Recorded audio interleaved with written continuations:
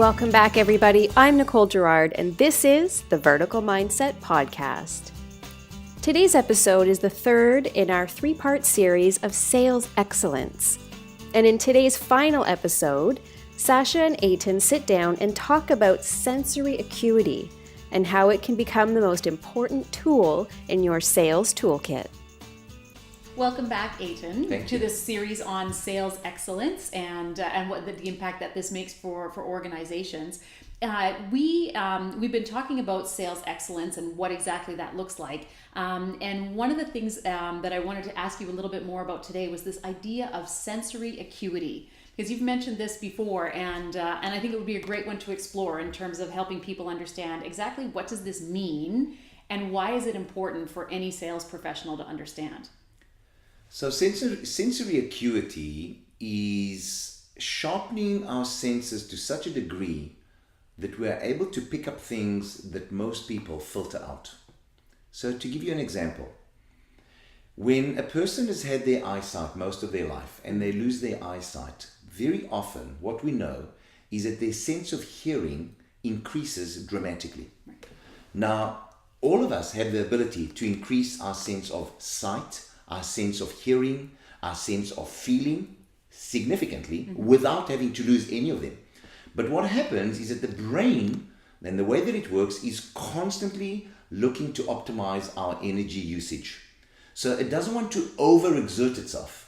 And as a result, if I can see it, and I can hear it a little bit, and I can feel it a little bit, then I am okay from a survival perspective, which means that I don't have to over-sharpen any of those. But when we develop sensory acuity as sales professionals, what happens is that we are able to start to see what most people are not able to see. We start to hear what most people are not able to hear. And we start to feel what most people are not able to feel. Now, why is that so important? When we are engaging in customer interactions, there are a lot of things that are happening in that interaction, and most people are oblivious to it. Why? Because their brain is, once again, filtering and generalizing so much of what's going on that all they see is the obvious. But when our sensory acuity is sharpened, and this is a skill okay, that we teach in our strategic neurosales program, then what happens is I'm able to start to sense certain things that I can then respond to, or I can then ask another question around. So basically, when I'm picking up certain things that most people are not picking up, it prompts me to either ask a question or to say something or to share something. And that in itself can allow me to engage and connect and align with a customer at a far deeper level than most salespeople are able to do. Wow, yeah, it certainly sounds fascinating. And so, can you give me an example of what that might look like in a sales interaction? Like, what would be something that you would pick up on if I were your customer, for example? So I'm going to ask you a question. We may be in a sales meeting, and you're the customer. I'm the sales professional. And remember, from a vertical mindset, as per the previous podcast, I am here to find out how to add value to you. The more I can add value to you, the better. And if I cannot, I say thank you very much, and I go and look for another customer. So within that context, the vertical context, when I'm having a conversation with you and my sensory acuity is really, really sharp, I'm able to even see pupil dilation. I'm able to see a little change in color. I'm able to see something. Now, that something doesn't mean X, Y, Z. Right. What it does tell me is that there could be an incongruency, misalignment between what you've just said, between your body language or the nod of your head as you're doing now, and between the color of your skin. And that in itself may prompt me to ask you a question, because maybe there's something that either you're not even aware of that I can find out more about. Maybe it's an unconscious need that I will now go and explore.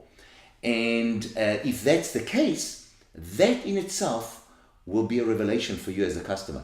And what I found over the years dealing with many customers is that it is those times where the salesperson is able to ask a question that the customer has never considered before, that uncovers something that the customer has never thought of before, that is of the most value to that customer.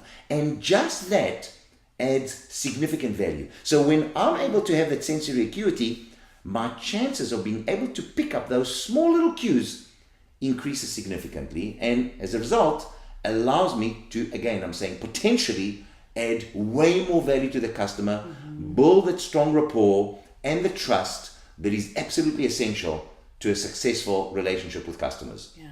Well, what I even hear in that is fundamentally deep listening and attention and presence, which what that communicates to a customer on the other end is, wow, you really get me. You get me and you understand me in a way that no other salesperson ever has. And so, of course, why wouldn't I now feel like you're creating tremendous value because you have my best interests at heart?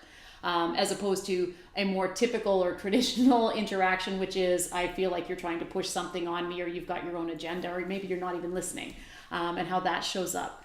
So if a person wanted to develop that kind of sensory acuity, how would they get started doing this? Like, what are some of the things you can start tangibly practicing, short of, walking around with your eyes closed for 30 days? How could you start practicing to be paying more attention to what you're hearing, seeing, observing, all those kinds of things?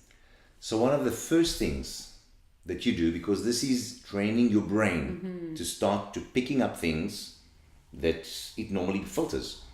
So a great practice to start improving and sharpening your sensory acuity is to constantly ask yourself to look for what is missing. Tell your brain, look for what is missing.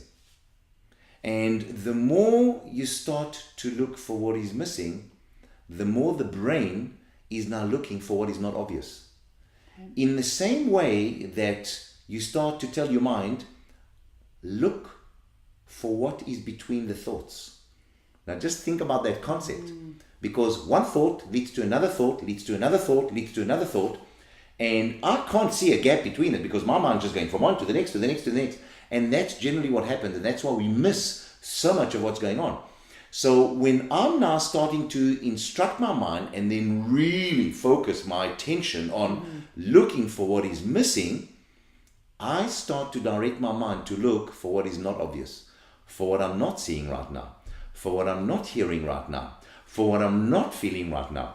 And that continual practice begins to sharpen my sensory acuity. So looking for what is missing is one of the first practices that I teach people to start with. Of course, there are many more others, more developed and more advanced ones, but this is a very, very good first start. Look for what is missing. Wow, I love it. I love the whole concept. And as you found with those that you've worked with, as they started practicing this, what were some of the things that they did start to notice? What was missing?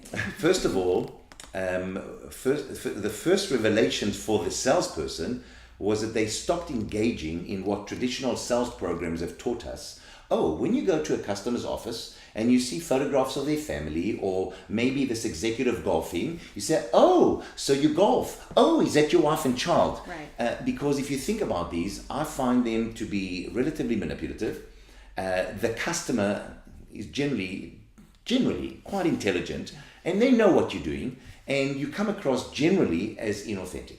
So the first feedback that salespeople normally come back with is that they've stopped doing that. Wonderful. Nice. The second thing that they started to comment on is that they started to notice things that they've never seen before from customers that they've dealt with for years. And I asked them, so things like what? Yeah. Well, I started to notice their nails. I've started to notice that some of them did not polish their shoes.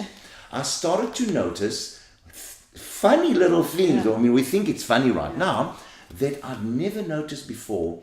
And all of these things have started to inform me about certain things that I was never aware of before. And just that tells me that they've been doing this practice of look for what is missing.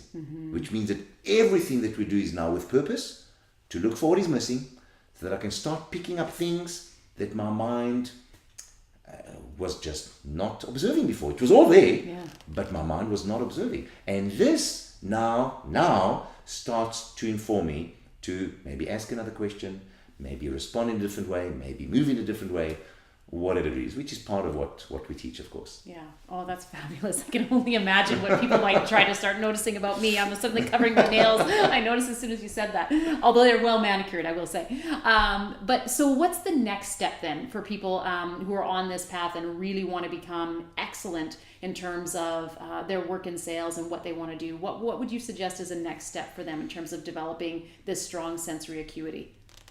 So, as we discussed before, vertical mindset and the cultivation of a vertical mindset is the first starting point and the most critical part of achieving sales excellence.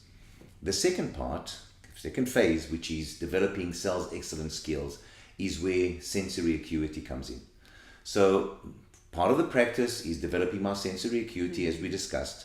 Another part of it is having a very strong and powerful and a good process that allows me, the sales professional, to really facilitate for the customer in order for the customer to find out how they can gain the most value from our products and services.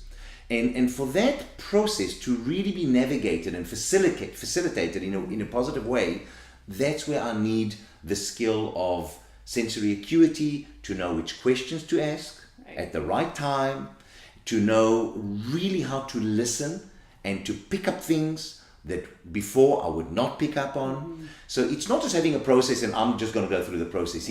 It's finding out how to navigate this process with excellence. It's being a master facilitator and navigator of a very powerful sales process that works. And when I say that works, there is a win-win sales process. What is going to be the best for the customer that will ultimately be the best for me, best for the customer, best for the business, and best for the shareholders. And that's the process that that's the structure that I look at. Best for customer, best for me, best for my company, best for the shareholder.